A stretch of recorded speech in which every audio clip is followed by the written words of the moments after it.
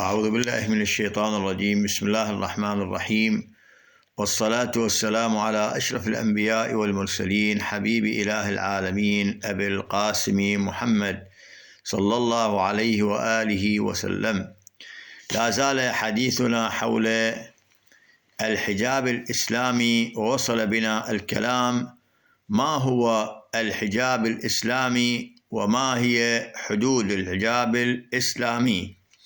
هسه قبل أن ندخل في حدود الحجاب الإسلامي، وفيه نظرتان. النظرة الأولى للعرف، يقول الحجاب هذا، والنظرة الثانية للإسلام، للفقهاء، لأهل البيت، للقرآن، ينظرون نظرة شرعية.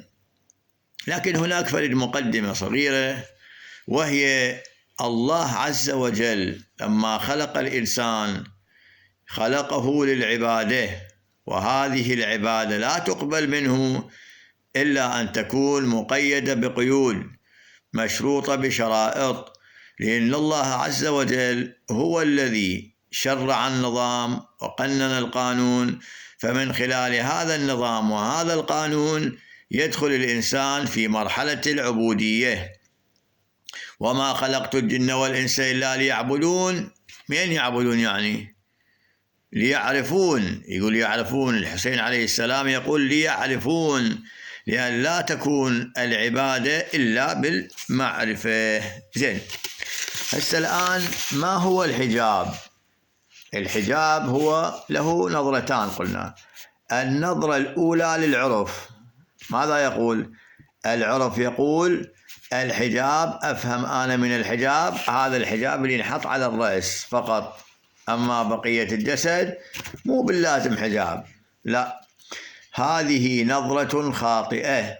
أما بالنسبة لنظرة الإسلام والفقهاء وآل البيت والقرآن، الحجاب بمعنى أن تستر الامرأة بدنها إلا ما خرج بدليل، يعني من أخمص قدميها إلى رأسها. يجي القرآن يحدد يقول بسم الله الرحمن الرحيم: ولا يبدين زينتهن إلا ما ظهر منها. لاحظ، يعني إلا ما ظهر منها شنو؟ قالوا الوجه والكفان. هاي الكف لنا، هذا الكف، والباقي كله تستره القدمين وكل جسدها. هسه طبعا هذا هم الحجاب المستثنى.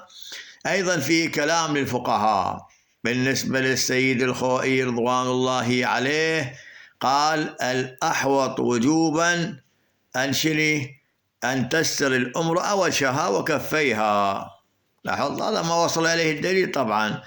والسيد السيستاني دام الله ظله قال هذا المستثنى اللي هو الوجه والكفين إذا كانت الامرأة جميلة عليها صبغة جمال. هاي جميلة بدون، يعني بدون تحسن، بدون تحسين، يعني لا خلي مكياج، لا كذا لا كذا.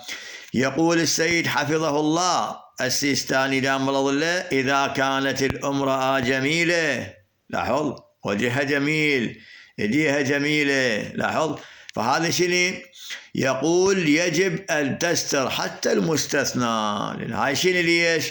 يقول يتأثر بها الشباب، يتأثر بها الناس الغير صلحاء. زين، هذه نظرة العلماء.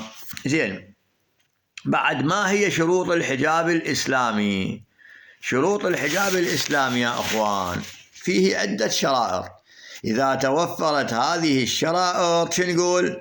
هذه الامرأة محجبة حجاب إسلامي. أولا من هذه الشرائط أن يكون واسعا لا تبرز مفاتنها من ضوئه.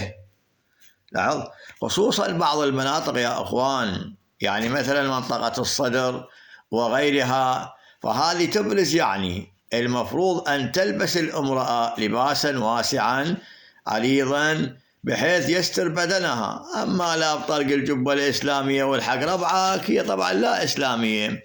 زين، وهاي هم تكون ضيقة، والامرأة الله مطيها فرد جسم يعني كبير، فهذا شنو؟ ليس بحجاب إسلامي، وإن كانت ساترة البدن بس غير واسع. بعد 2 ألا يكون الحجاب هجينا أو مستهجنا. يا فقهاءنا شنو معنى مستهجنا الحجاب؟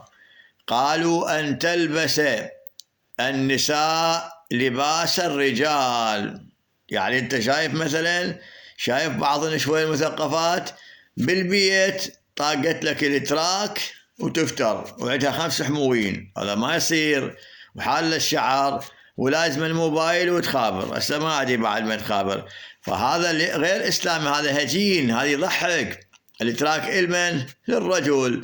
أو بالسوق مثلا لابس البنطلون الضيق، بنطلون وقميص، هذا أيضا شنو من الأمور المهجنة المضحكة. زين. بعد من شرائط الحجاب ألا يكون ذو ألوان براقة أمام الأجانب. إن شاء الله عندنا حلقة راح نبين بها من هم الأجانب ومن هم المحارم، وما هو دور المحارم وما هو دور الأجانب. زين. ألا يكون ذات ألوان براقة، يعني مرة تلبس لها ثوب أحمر، ثوب أصفر، ثوب، هذا ما يصير. شوفها شنو الرجال